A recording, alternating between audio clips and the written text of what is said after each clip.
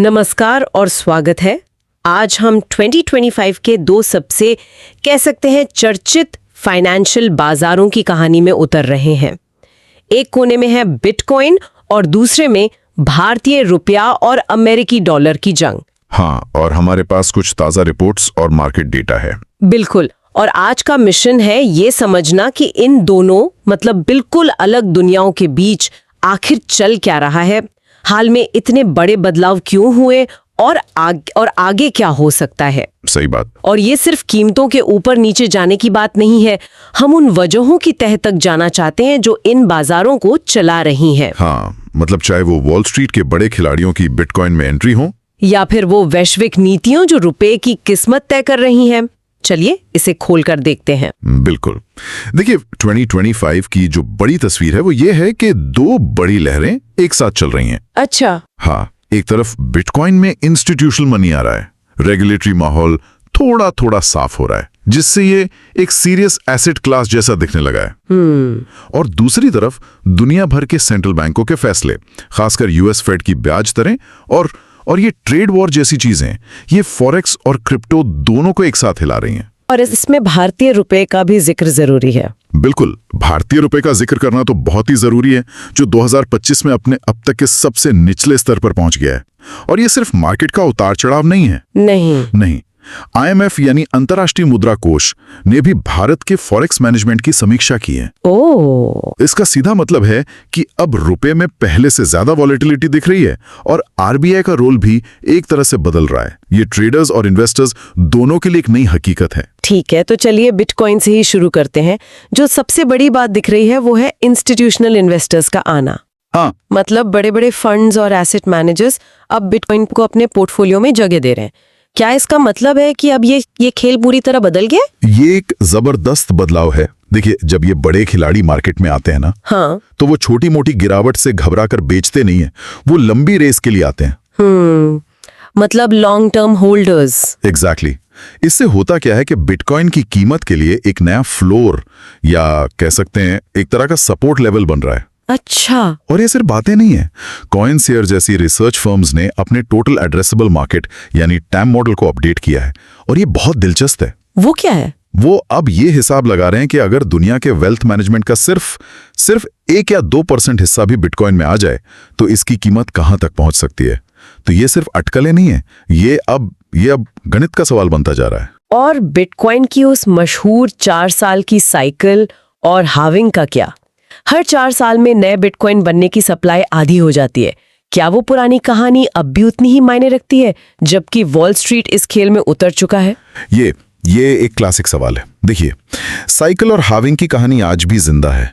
ये बिटकॉइन की सप्लाई की कहानी का कह सकते हैं DNA है, और बहुत से पुराने निवेशक इसी को देखकर अपनी चाल चलते हैं। लेकिन अब तस्वीर कहीं ज्यादा कॉम्प्लेक्स हो गई है। अब मैक्रो इकोनॉमिक फैक्टर्स यानी दुनिया की अर्थव्यवस्था की बड़ी खबरें वो शायद उससे भी ज्यादा जरूरी हो गई हैं। जैसे अमेरिकी बॉन्ड यील्ड्स कहां जा रहे हैं, डॉलर कितना मजबूत है, दुनिया में महंगाई का क्या हाल है, ये सब अब बिटकॉइन की कीमत तय करते हैं। और वो डिजिटल गोल्ड वाली बात, क्या वो कहानी अब पक्की हो गई है? डिजिटल गोल्ड, देखिए, कहानी बहुत अच्छी लगती है, लेकिन ये अभी तक पूरी तरह से साबित नहीं हुई है। अच्छा। हाँ, कभी किसी संकट में बिटकॉइन सोने की तरह चमकता है, एक सेफ हेवन बन जाता है, तो कभी वो किसी हाई रिस्क टेक स्टॉक की तरह धड़ाम से गिरता है। इसका किरदार मौसम के हिसाब से बदलता रहता है। इसे थोड़ा और सरल करते हैं। अगर कोई आज बिटकॉइन में निवेश करने की सोच रहा है तो सबसे बड़ा फायदा क्या है जो उसे किसी और संपत्ति में नहीं मिलेगा? सबसे बड़ा फायदा है इसकी गणितीय कमी। दुनिया में 21 मिलियन से ज्यादा बिटकॉइन कभी नहीं होंगे, ये कोड में लिखा हुआ है। जब महंगाई बढ़ती है और सरकारें ज्यादा नोट छापती हैं तो बिटकॉइन अपनी जगह खड़ा रहता है। ये इसे इन्फ्लेशन के खिलाफ एक बहुत मजबूत हथियार बनाता है। ठीक है, और इसका सबसे बड़ा कांटा क्या है? वो कौन सी बात है जो लोगों को रात में जगाए रख सकती है? बिना किसी शक के इसकी अस्थिरता यानी वॉलेटिलिटी। एक दिन में 10% ऊपर या नीचे जाना इसके लिए आम बात है। 10%? हाँ, कीमतें रॉकेट की तरह ऊपर और पत्थर की तरह नीचे गिरती हैं। ये सबके बस की बात नहीं है। इसके लिए मजबूत दिल चाहिए। और दूसरा बड़ा रिस्क है रेगुलेशन का। रेगुलेशन का? हाँ, दुनिया की कोई भी बड़ी सरकार कल कोई नया नियम ले आए और पूरा मार्केट हिल सकता है। और जब हम रेगुलेटरी जोखिम की बात करते हैं तो ये हमें सीधे उस बाजार की याद दिलाता है जहां सरकार और सेंट्रल बैंक का पूरा नियंत्रण होता है, यानी फॉरेक्स बाजार। हाँ, और वहां भी खासकर रुपये के लिए 2025 में कुछ कम ड्रामा नहीं हुआ है। बिल्कुल सही कनेक्शन जोड़ा आपने। रुपए की कमजोरी के पीछे कई कारण एक साथ काम कर रहे हैं। क्या है वो?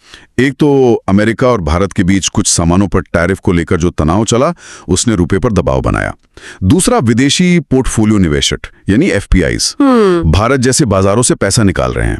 क्यों निकाल रहे हैं? क्योंकि जब अमेरिका में ब्याज दरें बढ़ती हैं तो निवेशक अपना पैसा निकालकर सुरक्षित अमेरिकी डॉलर में लगा देते हैं, जिससे रुपये की मांग वो कम हो जाती है। समझ गई। और तीसरा बड़ा कारण है भारत का बढ़ता हुआ करंट अकाउंट डेफिसिट। आसान भाषा में कहें तो हम जितना सामान बाहर बेच रहे हैं उससे कहीं ज्यादा खरीद रहे हैं। इस खरीद का भुगतान डॉलर में करना होता है, जिससे डॉलर की मांग बढ़ती है और रुपया कमजोर होता है। ये तीनों चीजें मिलकर रुपये के लिए एक मुश्किल तूफान खड़ा कर रही हैं। तो इस तूफान में भारतीय रिजर्व बैंक यानी RBI क्या कर रहा है? क्या वो इसे रोकने की कोशिश कर रहा है या इसे गिरने दे रहा है? RBI की भूमिका यहाँ एक जहाज के कप्तान जैसी है। वो तूफान को रोक नहीं सकते, लेकिन जहाज को डूबने से बचाने की पूरी कोशिश करते हैं। कैसे? उनके पास रेपो रेट जैसा हथियार है। ब्याज दरें बढ़ाकर वो विदेशी निवेश को आकर्षित कर सकते हैं। इसके अलावा वो सीधे मार्केट में डॉलर बेचकर रुपये को संभालने की कोशिश करते हैं।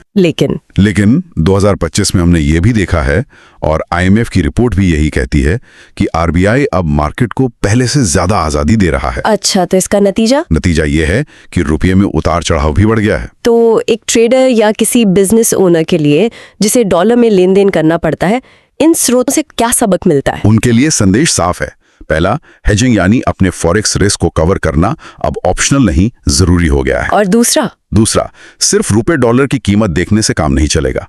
कच्चे तेल की कीमतें क्या हैं, देश में FPIs का कितना पैसा आ जा रहा है, और अमेरिकी फेडरल रिजर्व अपनी दरों पर क्या कह रहा है, इन सब पर नजर रखनी होगी। और हाँ, किसी भी ट्रेड डील की छोटी से छोटी खबर रुपए में बड़ी हलचल मचा सकती है। ठीक है, तो हमने बिटकॉइन को समझ लिया, रुपये की कहानी भी देख ली। अब मेरा सबसे बड़ा सवाल जी, तो इन दोनों बिल्कुल अलग बाजारों का एक दूसरे से क्या लेना देना है?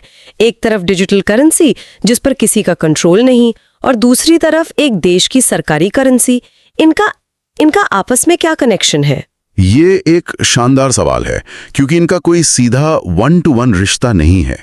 ऐसा नहीं है कि रुपया कमजोर होता है तो बिटकॉइन मजबूत हो जाता है, या इसका उल्टा होता है। तो फिर इनका रिश्ता अप्रत्यक्ष है, और इसकी चाबी है अमेरिकी डॉलर। एक मिनट, मतलब इन दोनों की कहानी का हीरो या विलेन अमेरिकी डॉलर है? ये कैसे? बिल्कुल, इसे एक उदाहरण से समझते हैं।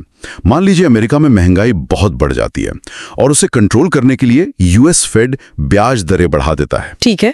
इससे क्या होगा? अमेरिकी डॉलर दुनिया की बाकी सभी करेंसी के मुकाबले मजबूत हो जाएगा।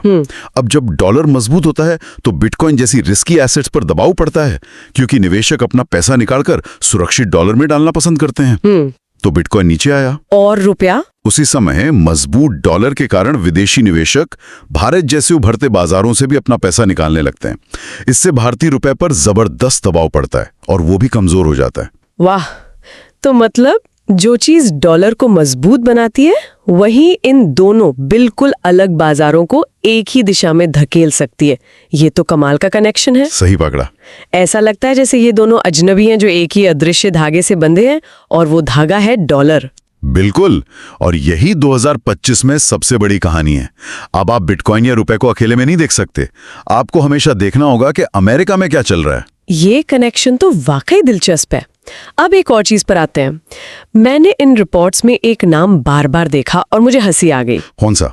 मैजिक इंटरनेट मनी या मिम। सच बताइए, ये किसी वीडियो गेम की करेंसी है या कोई गंभीर चीज? इसका नाम तो बिल्कुल सीरियस नहीं लगता। हाँ, नाम पे मत जाइए, इसका काम बहुत गंभीर है।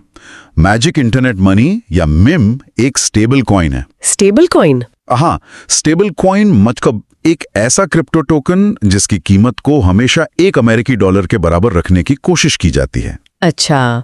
डीफाई यानी डिसेंट्रलाइज्ड फाइनेंस की दुनिया में जहां हर चीज की कीमत हर सेकंड बदलती है, वहां लेन देन के लिए एक स्थिर चीज की जरूरत होती है। मिम और दूसरे स्टेबल कॉइन्स वही स्थिरता देते हैं। आप इन्हें डीफाई की दुनिया का पेट्रोल समझ सकते हैं। पेट्रोल मतलब इसके बिना गाड़ी आगे नहीं बढ़ती। बिल्कुल। तो अगर ये इतना उपयोगी है तो इसमें जोखिम कहाँ है? ये सब सुनने में तो बहुत अच्छा लग रहा है। हाँ, लेकिन ये पेट्रोल बहुत जल्दी आग भी पकड़ सकता है। सबसे बड़ा डर यही है कि अगर इसका $1 का पेग टूट गया। पेग टूट गया मतलब इसकी कीमत $1 से बहुत नीचे गिर गई तो पूरी डीफाई की इमारत हिल सकती है, जैसा हमने पहले दूसरे स्टेबल कॉइन्स के साथ होते हुए देखा है। हाँ। दूसरा बड़ा रिस्क है स्मार्ट कॉन्ट्रैक्ट में बग। ये सब कोड पर चलता है और अगर कोड में कोई खामी निकल आई तो निवेशकों का सारा पैसा एक झटके में गायब हो सकता है।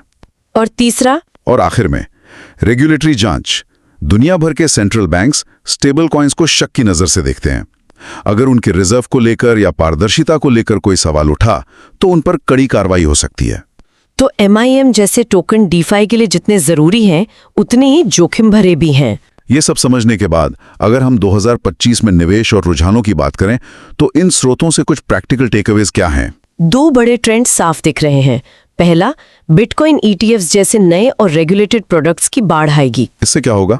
इससे बड़े संस्थागत निवेशकों के लिए बिटकॉइन में पैसा लगाना और भी आसान हो जाएगा। ये बिटकॉइन को और मेन स्ट्रीम बनाएगा। और दूसरा ट्रेंड? दूसरा, डीफाई और स्टेबल कॉइन्स का इस्तेमाल तो बढ़ेगा, लेकिन साथ ही उन पर सरकारों की निगरानी भी बहुत कड़ी होगी। अच्छा, आने वाले समय में वही प्रोजेक्ट्स बचेंगे जो पारदर्शी होंगे और नियमों का पालन करेंगे। कह सकते हैं कि पार्टी चलेगी, लेकिन अब पुलिस दरवाजे पर खड़ी है। तो कुल मिला के संदेश यही है कि चाहे बिटकॉइन हो या फॉरेक्स, अपने रिस्क को मैनेज करें, सारा पैसा एक जगह ना लगाएं और हमेशा एक एग्जिट प्लान तैयार रखें। बिल्कुल सही। तो आज की हमारी ये चर्चा अब समाप्त हो रही है। हमने बिटकॉइन पर इंस्टीट्यूशनल मनी के असर से लेकर रुपए की कमजोरी के पीछे की कहानी और इन दोनों बाजारों के अनोखे डॉलर कनेक्शन को समझा। ये याद दिलाना जरूरी है कि ये सारी जानकारी सार्वजनिक रूप से उपलब्ध रिपोर्ट्स पर आधारित है। क्रिप्टो और फॉरेक्स दोनों ही हाई रिस्क वाले क्षेत्र हैं और कोई भी निवेश का फैसला लेने से पहले अपनी रिसर्च करना और अपनी जोखिम लेने की क्षमता को समझना बहुत जरूरी है। और जाते जाते सुनने वालों के लिए एक सवाल छोड़ना चाहूंगा। जी जरूर।